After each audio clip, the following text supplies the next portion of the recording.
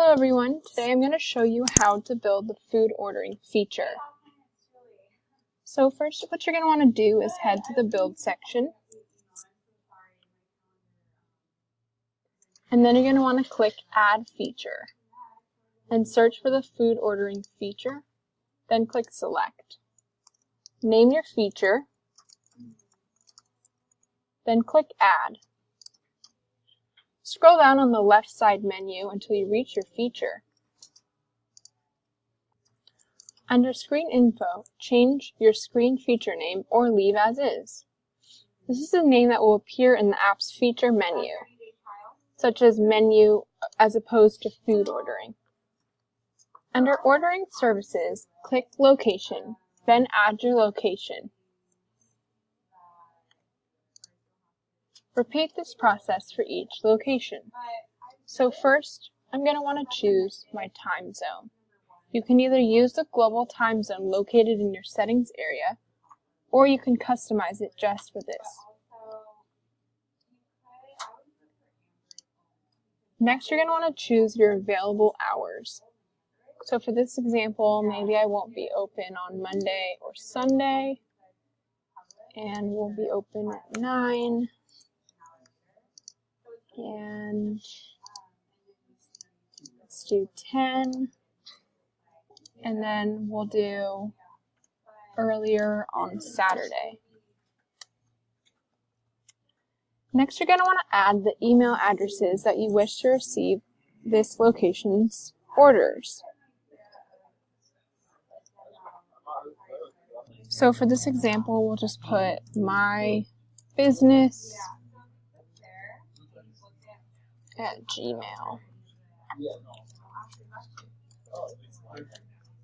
Next, you can either use your imported location from the contact feature or choose a custom location. So we'll do a custom location and we'll do San Francisco. This will autofill up here, but you can change this if you'd like. Then, lastly, you'll want to select your distance type in either kilometers or miles. Then click Add. You can also choose your Start Order button and choose what text your Start Order button displays. We're going to keep this as Order Now. Next, we're going to move on to Services. This is where you can select the available services. First, we're going to choose if we'd like to have a dine-in option. Toggle this off if you would not like to have a dine-in option. Next, specify if the order is available for pickup. This is available anywhere from same day to 6 days in advance. Also, specify if the order is available for delivery. This is also available for up to 6 days in advance. Next, your delivery address validation. This validates that the delivery is going to a legit address. Next is the delivery radius. Specify how far away a user can be to place an order. So we're going to put in miles, and we'll say you can be up to 5 miles away. Then you'll want to select a delivery minimum. This is the monetary value that will be added to delivery orders. So we'll say $10, and then we'll want to determine the delivery price fee. This is going to decide how much it costs to order delivery, so maybe we'll put $1, and we'll toggle it on as taxable. Next, you want to select the minimum order total for free delivery. When this total is met, the delivery fee will automatically disappear. So let's say if you order up to $20. Next is the lead time. This is the average amount of time it takes for an order to be prepared. This gives users a more accurate estimate and avoids rush orders. The lead time calculation works as follows. Let's say if the opening time is 10 a.m., then the first available ready time would be 10:15. If users choose as soon as possible, the system will take the current time and round up to the nearest 5 minutes. Next is just the convenience fee, which is the fee charged. Now we're going to move on to the payment section. You want to choose your currency first, so we're going to stick with US dollar. Then you'll want to toggle on or off the Braintree option. This is to allow users to use a card. Plug in your merchant ID, Braintree public key, and Braintree private key to have access to this feature. Toggle on cash if you would like to accept cash. Do the same with tips as well. Next, you'll want to add the tax amount to set up a tax rate. So for example, we could do sales, tax, then you'll want to select the tax method and the rate percentage. Great. Now we're going to move to the menu section. Under menu, select Add a Category.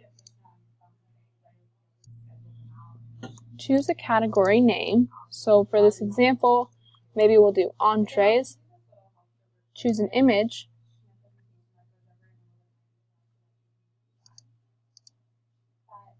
Or type in the URL. Then click Add. Next, we're going to add an item. So click Add Item. First, we're going to enter the details of the item. So we'll give it a name.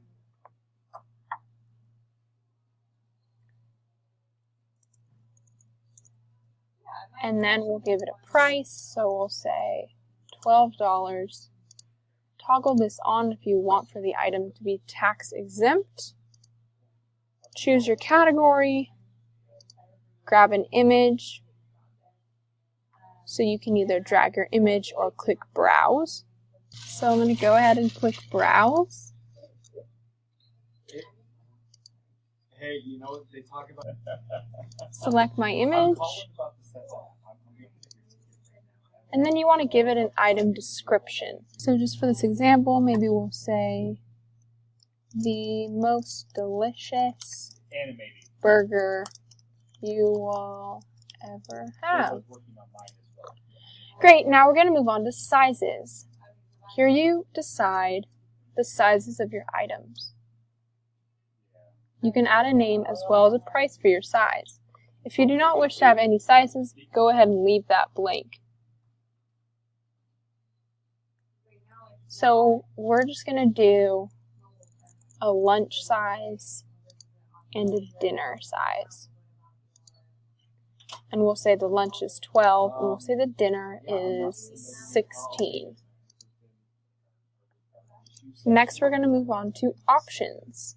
This is where you can add options to your menu item. So for this, maybe we'll do extra cheese, and we'll make it a $2 charge. And then if you want, you can check to allow the quantity. So maybe you only have so much cheese. So maybe for this, you'll put 50. And after that, you can't add it anymore. Next, we'll do add bacon. And we'll make that charge $3. And let's just say we have unlimited bacon.